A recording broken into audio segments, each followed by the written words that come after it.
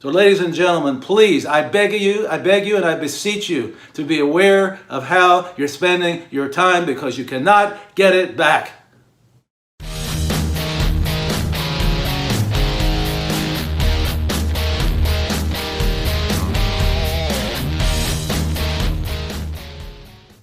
Ladies and gentlemen, welcome to another episode of the Blue Collar Psychiatrist.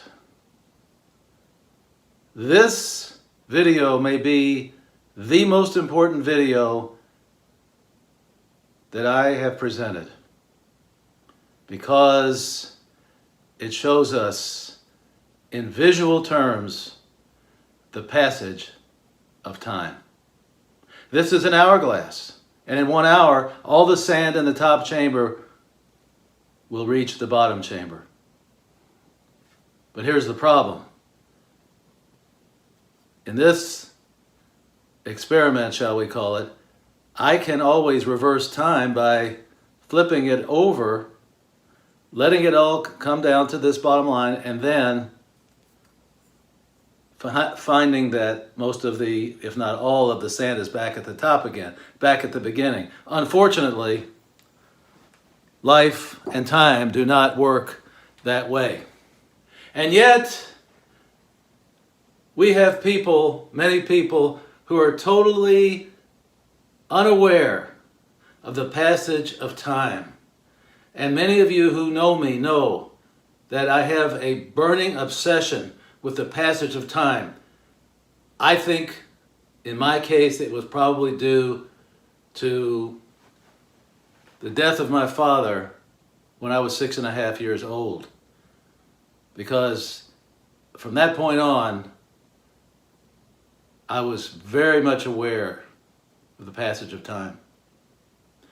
And mostly we see this in the younger people, because when you're young, it's not even an issue.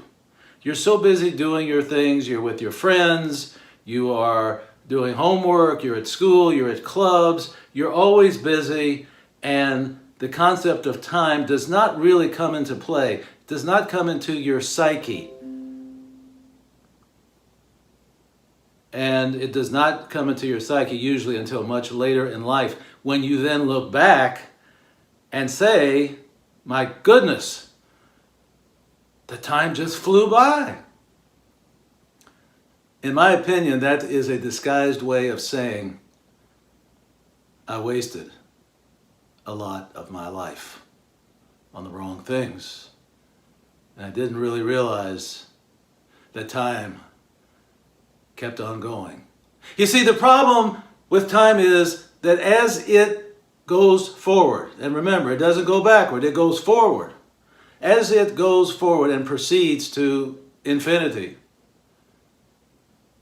there are no gongs, bells, whistles, sirens, or any kind of devices, acoustic devices, that let us know about the passage of each unit of time, whether it be a minute, an hour, a day, a week, a year, a decade, doesn't matter.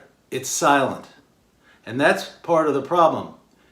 Time passes silently, but can be very deadly, because we can't make any more time.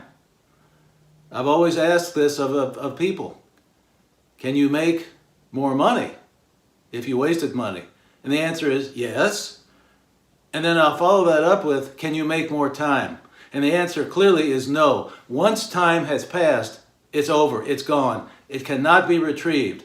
This is why time is the most valuable commodity on this earth. It is the true currency of life. It's not money, it's time. And I have always said to you that when you watch my videos, to keep in mind that time is always in the background. Even though I may not mention it, there's always an element of time in the strategies that I give you about living. Because time is the limiting factor. We don't have forever. We've got to get it right the first time. And that's why I keep on honing this concept to you, because you don't get the time back. Many times, once something has gone forward in time, it's impossible to reverse it. I'm talking about, for example, let's say, God forbid, you have some sort of an illness, and time keeps on going, and you don't attend to it. You don't see a physician. And then you go to a physician, and the physician says, I don't think your prognosis is very good. Had you come to me 6 months ago, I would be telling you that your prognosis was very good. But now I can't say that. You can't go back in time and turn the hourglass upside down and bring back that time.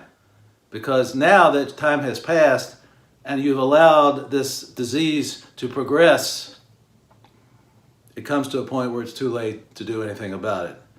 And that's why I want to make sure that you understand this. And I don't care how many times I have to hammer it home again and again and again. You have to realize that time is so precious. It is the most precious commodity that we have on this earth. For you younger people, I want you to listen to me. I want you to take this on faith. Don't waste your time. It is precious. Because I'm at the other end of life. I'm an older person now, and I can see it very clearly. You know, we see things so clearly in hindsight, but we don't see them before they unfold. Younger people do not see life as it's going to unfold in terms of the concept of time. But when you get older, you look back and you say, gee, why didn't I do that? Why didn't I ask that girl out? Why didn't I take that job? Why didn't I do this? And why didn't I do that? Why not? What was I afraid of? But the problem is, by the time you understand that it's too late, those chances are gone. That person that you really liked married somebody else. The job that you thought that you wanted was taken by somebody else. The body you wanted to build is now old and doesn't respond to weights and exercise like it did when you were younger. See, that's the problem. It passes by silently, and we don't know when the clock will strike 12. That's really the key. We sort of know it's passing, even though in the back of our head sometimes we have it stored in the back of our head, but not in the front of our head, where it should be. But time passes very, very silently. So what's the answer? The answer, ladies and gentlemen, is to be aware of what you're doing. I have also mentioned to you in the past the benefits of keeping a diary so that you can see exactly how you're spending your time. And you need to review this every day. And you need to ask yourself, at the end of that day, did I spend my time, my most precious commodity, in a wise way today? And if the answer is no, you got to figure out what you're doing wrong and then change it. Because, without being redundant, time waits for no man. So, ladies and gentlemen, the key point here is this. Be aware of the passage of time. Do not waste your time. Do not waste your time on people, places, and things, and events, and products that have no consequence to you. You've got to get tough with yourself and tough with the world. Do not allow anyone else to abuse your time. Because once they've taken it, it's gone, and they'll be glad to waste your time. But if that's the way they want to live, let them live that way. That's their business. It's enough to take care of ourselves. We can't worry about how other people spend their time. So ladies and gentlemen, please, I beg you and I beseech you to be aware of how you're spending your time, because you cannot get it back. And you don't want to get to the end of life and saying, why didn't I do this? Why didn't I do that? It becomes very sad. And I don't mean to end this on a sad note, but it becomes sad because I've seen people say that. And they always say they regret what they didn't do rather than what they did. Ladies and gentlemen, please keep this in mind. This comes from the heart. Listen to what I'm saying to you. Ladies and gentlemen, as always, I remind you, drink! And drink abundantly from the fountain of life.